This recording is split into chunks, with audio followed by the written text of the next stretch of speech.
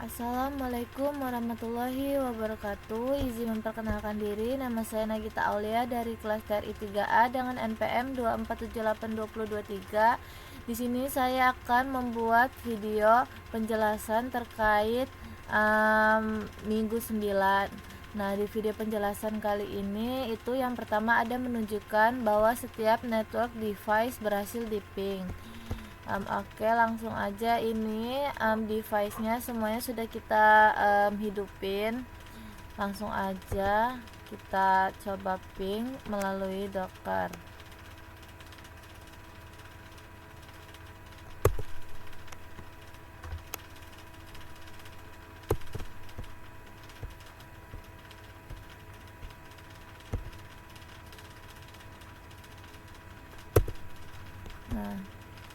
Nah, yang pertama kita mau ping switch 1 dengan IP 192.168.1.1.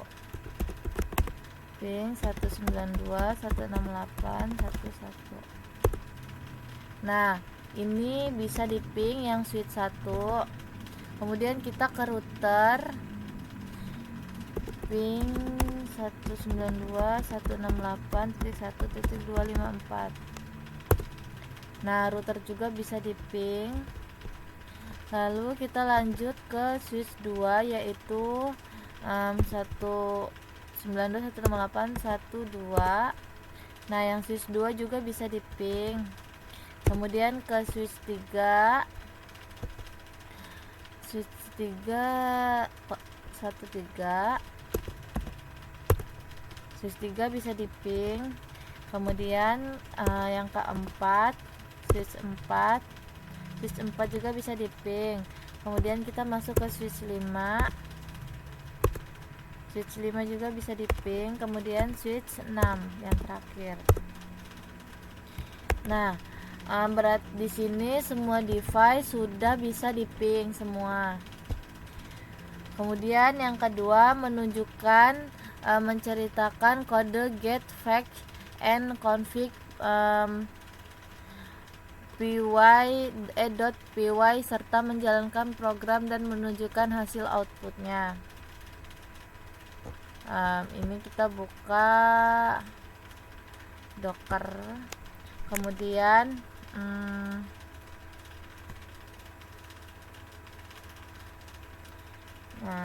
kemudian nano apa tadi soalnya, nano get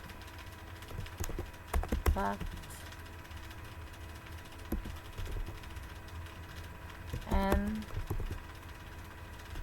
config.py. Nah, jadi di sini di dalam kode ini itu akan membaca file device JSON, kemudian mengambil fetch, mengambil interface IP, mengambil running config, kemudian menyimpan semuanya ke 4 file JSON sesuai permintaan sesuai permintaan yang ada di pengerjaannya. Kemudian di sini, nah di bagian import ini itu menggunakan library JSON dan Napalm. Nah, kemudian yang ini device JSON itu untuk daftar device kayak hostname, IP, username, password, OS.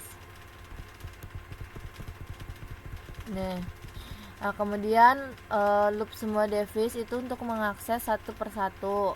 Kemudian device get fetch itu mengambil informasi router atau switch, hostname, model, uptime.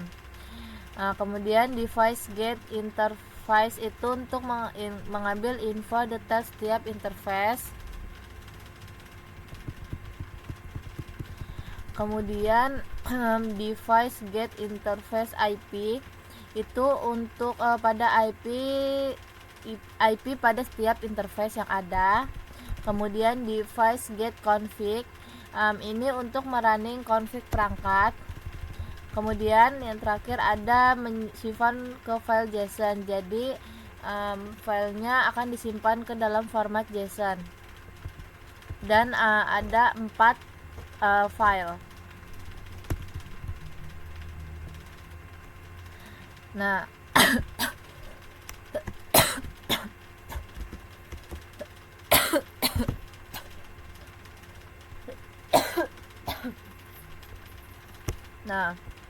mari kita jalankan kode pemrogramannya dengan Python 3 get fact and config.py.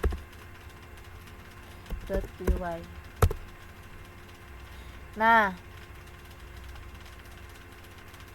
jadi di sini dia hasil outputnya yaitu semua data berhasil disimpan ke 4 file JSON di folder output JSON. Nah, jadi dia ini datanya sudah berhasil disimpan dengan format JSON.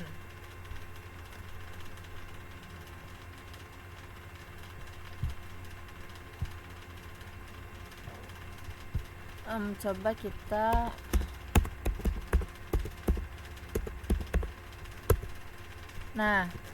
dia ada fact JSON, interface JSON, interfaces IP JSON, running config JSON. Nah, ini hasil outputnya. Dan ini.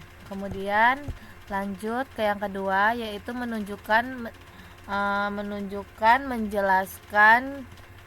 kode extract interfaces.py serta menjalankan program dan menunjukkan hasil outputnya.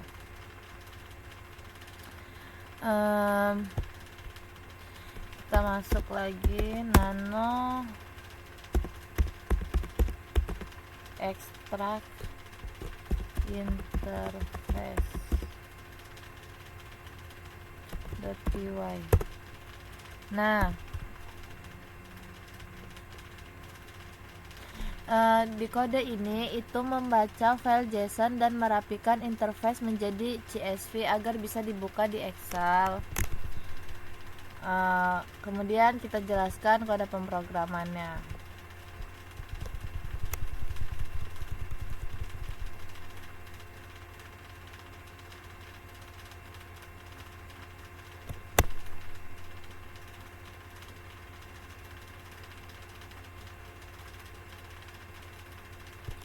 Nah, ini import async ini digunakan untuk parsing string di Python. Kemudian interface IP JSON itu file dari program pertama. Kemudian di sini akan mengelup setiap perangkat dan interface untuk mengambil IP.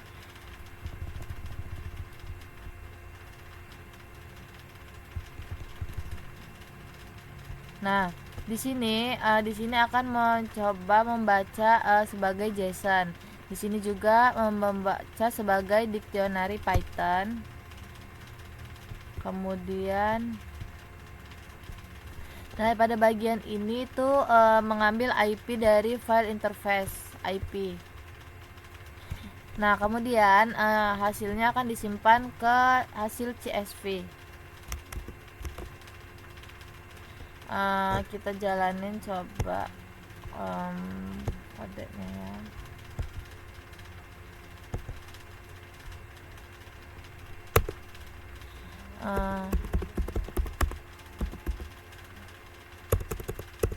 Python 3 extract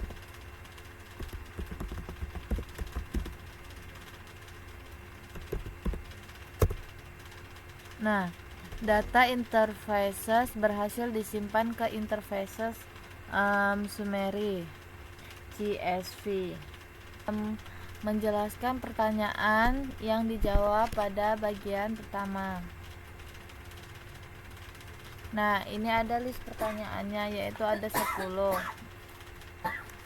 Nah, di sini saya sudah mengerjakannya di buku dan saya akan menjawabnya sesuai yang saya tulis di buku. Yang pertama ada sebutkan versi Python dan NAPAM yang digunakan. Python yang digunakan yaitu Python 3.8.2 dan NAPAM yang digunakan itu versinya 5.0.0. Kemudian tuliskan perintah SSH ke router dan hasilnya. Nah, perintah SSH-nya itu SSH nama adminnya yaitu nama saya yaitu Nagita, kemudian IP-nya 192.168.1.254. Kemudian setelah itu akan menampilkan password. Kemudian masukkan passwordnya, saya menggunakan password TRI1234. Kemudian dia akan masuk ke router 1. Kemudian yang nomor 3 ada pada file inventory terdapat file driver dan secret. Apa fungsinya? Fungsi file driver yaitu metode yang menentukan library atau metode koneksi dengan mengatur cara koneksi ke perangkat. Sedangkan secret itu menyimpan password enable atau privilege mode, diperlukan agar bisa masuk ke mode konfigurasi. Kemudian yang keempat, jalankan get fug pada R1 dan tuliskan hostname-nya. Nah, hostname-nya itu ada R1, kemudian model perangkatnya itu Cisco iOS V, kemudian uptime-nya itu 3 day 5 14 22 detik. Berarti kemudian nomor 5 yaitu apa perbedaan informasi yang diberikan oleh get interfaces dan get interfaces IP. Get interfaces itu menampilkan status fisik dan protokol interface, bukan alamat IP-nya, sedangkan get interfaces IP hanya berisi alamat IP dan subnet tiap interface-nya. Kemudian yang keenam, berdasarkan interfaces summary CSV, apakah terdapat switch yang memiliki IP di VLAN 99? Apakah ada perangkat yang IP-nya kosong? Jawabannya semua VLAN yang ada di file ini adalah VLAN 1 bukan VLAN 99, jadi jawabannya tidak. Nah, kemudian apakah ada perangkat yang IP-nya kosong? Ya, ada banyak interface yang IP-nya kosong. Contohnya switch 5 Ethernet 0/0 true. Nah, lanjut nomor 7, jelaskan mengapa abstraction layer ini penting dalam otomatisasi jaringan dan apa resiko jika programmer menulis otomatisasi berbasis CLI spesifik vendor tanpa abstraction. Karena abstraction layer adalah lapisan perantara antara script otomatisasi yang kita tulis dan perangkat jaringan fisik router, switch, firewall, dan lain-lain. Artinya, programmer tidak perlu tahu perintah CLI vendor satu persatu karena abstraction layer sudah menyediakannya dalam bentuk fungsi atau API yang seragam. Selain itu, menjadi lebih cepat integrasi dalam sistem lain. Tanpa abstraction programmer harus menulis otomasi yang bergantung pada sintaks CLI tiap vendor yang beresiko menimbulkan ketergantungan vendor atau vendor login, kerentanan terhadap perubahan OS serta peningkatan beban pemeliharaan. Lalu yang ke-8 yaitu jelaskan 2 alasan teknis kenapa struktur data JSON atau DIC lebih sesuai untuk otomatisasi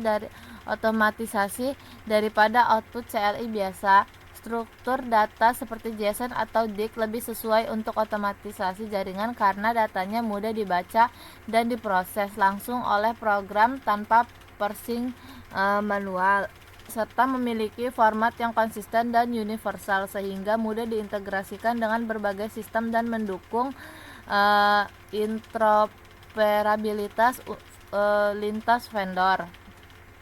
Kemudian yang ke-9, bayangkan skrip ini dijalankan terjadwal, cron job tiap 1 jam. Informasi apa saja yang bisa otomatis dipantau? Berikan satu contoh pemanfaatannya. Pemanfaatan nyata, jika skrip otomasi dijalankan terjadwal tiap 1 jam, maka sistem bisa otomatis memantau status interface, IP address, dan konektivitas antar perangkat jaringan. Salah satu contoh pemanfaatan nyata adalah deteksi otomatis link atau interface yang down, sehingga tim jaringan dapat segera melakukan tindakan sebelum gangguan meluas.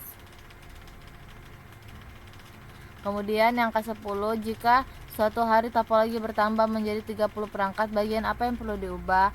Jika jumlah perangkat dalam topologi bertambah menjadi 30, bagian yang tidak perlu diubah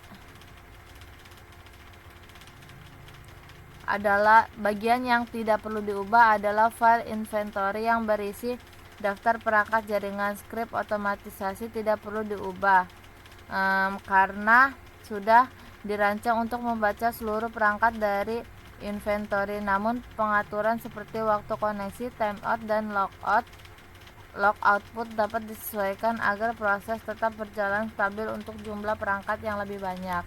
Mungkin cukup sekian penjelasan dari saya. Terima kasih. Wassalamualaikum warahmatullahi wabarakatuh.